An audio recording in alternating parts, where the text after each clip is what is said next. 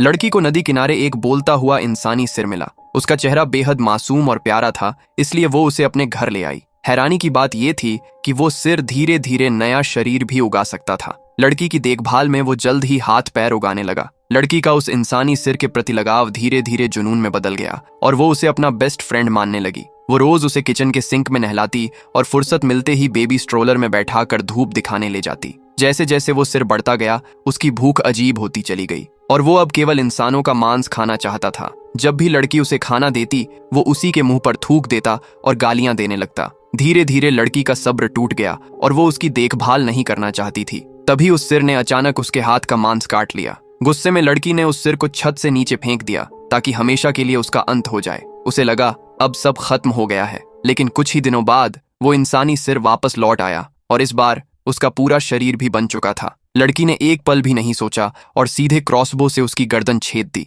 ये सोचकर कि कहीं वो फिर से जिंदा ना हो जाए, लड़की ने अपने पिता के साथ मिलकर उस शरीर को पूरी तरह बर्फ में जमा दिया। लेकिन तभी जब पिता अपने काम को देखकर संतुष्ट हो रहा था, उस जमे हुए शरीर की आंखें अचानक खुल गईं और वो बर्फ तोड़कर आजाद हो गई और अगले ही पल चुड़ैल चाकू उठाकर लड़की की तरफ बढ़ने लगी। मगर लड़की ने फुर्ती दिखाते हुए उसे फिर से मार गिराया और वहां से भाग निकली। लेकिन हैरानी की बात यह थी कि इतना सब होने के बाद भी लड़की उसका एक कान अपने पास रख लेती है ताकि वो दोबारा ग्रो होकर फिर से उसकी अच्छी दोस्त बन सके।